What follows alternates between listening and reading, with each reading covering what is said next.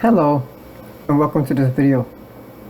In today's discussion, I will be talking about Social Security disability application process. But before I get started, I would like to ask that if you like this video and other videos in the future, please press the red button to subscribe and press the bell for notifications. And don't forget to like and share. Now, we will be talking about the application process for disability benefits. There are two disability benefits known as the Social Security Disability Benefits, or SSDB. One is SSDI, which stands for Social Security Disability Income, and the other is SSI, Supplemental Security Income. These two disability programs have the same basic requirement of disability, but varies in the financial. Now, SSDB is based on, or to qualify, you must have 40 credits or a minimum of 20 credits, 40 within 10 years or 20 credits within the last 5 years out of 10. For SSI, it is based on need, meaning that you do not have enough credits that you have earned throughout your working career within the last 10 years to qualify for SSDI. So therefore, you are being put on SSI. Both of these programs have the same disability requirement, meaning that you have to have been disabled or expected to be disabled for at least 12 months, or your disability will lead to death. These are the main components that has the same requirements for disability for both SSDI and SSI. If you are not disabled or will not be disabled for 12 months or more, then you will not qualify for disability benefits. The application process is very lengthy. I will not discuss the time limits because it varies. But one thing I can say is that the whole process can take up to 2 to 3 years for benefits. Now, the first step in applying is called the initial application process. This is the first step to where, one, you submit all of your medical records. Two, that you have a work history within the last 10 years to be documented. Three, show your financial resources.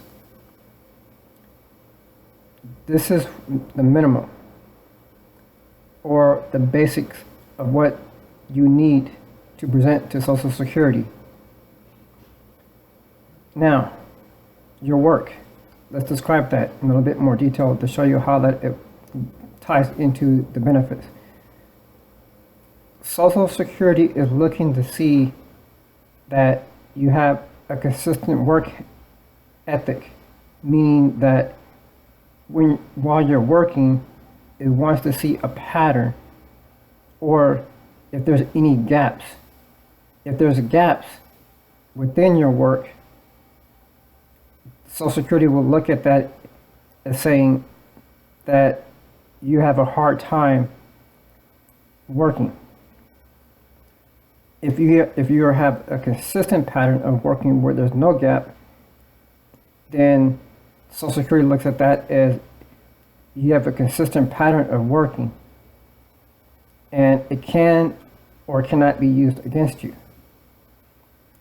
If you are on or qualify for SSDI, meaning that you have the proper amount of work credits and you have a consistent work history where there's no gaps within your employment, then you're more favorable for SSDI. If, on the other hand, there are gaps within your employment history, Social Security can look at that as being or having unsuccessful work attempts. This is kind of a general analysis of how that works. That's not the definitive answer, but a generality of what it takes. Now, after submitting those documentation to Social Security at the initial application process,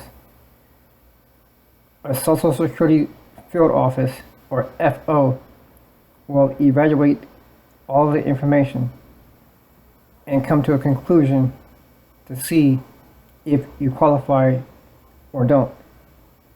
If you qualify at the initial phase, Social Security will grant you benefits.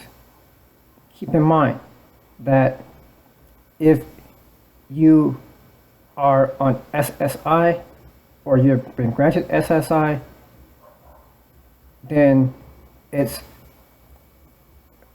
5 months from the time that you fill out the application. This is known as a 5-month waiting rule or a waiting period. It can be either or, but it's called the waiting period. This is the standard time that Social Security initially looks at your case for all, mainly all applicants, but mainly for SSI in evaluating the claim. If the benefits are awarded in either SSI or SSDI case, then SSI recipients who have been awarded, again, will receive back pay if there's back pay involved from the 5-month waiting period forward. Whereas on the other hand, if it's an SSDI approval, then it's 1 year prior to the application forward until the time in which the application was approved, in which you will be receiving back benefits. If your case is denied at the initial phase, then your case will be forwarded to the next phase, which is known as the reconsideration. The reconsideration is the second step of the application process, where it is reviewed by another office known as the DDS office in evaluating your claim. At that time, it can be reviewed by a medical examiner to see if your disability meets the criteria. There are many criteria of various disabilities. Certain disabilities are processed faster, whereas others a little bit slower. But one thing to keep in mind, and that's very crucial, is the more information that you submit to Social Security, the better. The more accurate you are, will be better. The more honest you are in filling out the forms and submitting all required information, then your chances are also good. If you are dishonest or you refuse to cooperate with Social Security at any time during the process, Social Security will deny your claim. Now, the third phase, if your case is denied, is the ALJ, which is the Administrative Law Judge. This is where most people have a greater chance of getting their case approved. At the ALJ, you will be in an office with you, a witness possibly, your advocate, the judge, possible medical examiner, or vocational examiner, or both, as well as a stenographer to take notes. or there may not be a stenographer, and the judge may have a tape recorder and will record the proceedings. There is an option, because of the backlog that Social Security has. Well, they may assign your case for a video hearing. Now, if the case is approved, at that point, Social Security will send you an award letter granting you back benefits, if there's any back benefits. If your case is still denied, it goes to another phase, which is where it's administrative hearing. And this is not like the hearing in front of a judge. This is where your case is submitted to another office, administrative counsel, for them to review your paperwork or your case file and make a decision. There's nothing that you or your advocate can do. It's just a process where Social Security just does it in-house. If your case is approved, you will receive an award letter.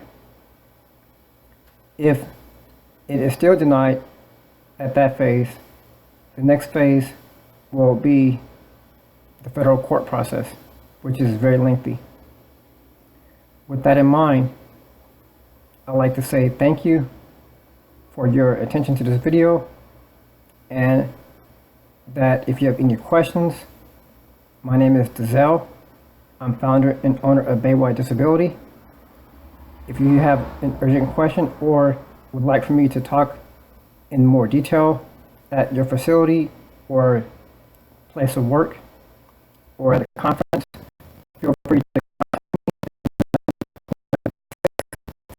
me at 996-7961, as well as if you have an urgent matter where your case cannot wait. If not, then feel free to contact me to fill out the free evaluation on my website at www.baywd.com. With that, I thank you very much, and I'll see you next week. Bye, and have a blessed day.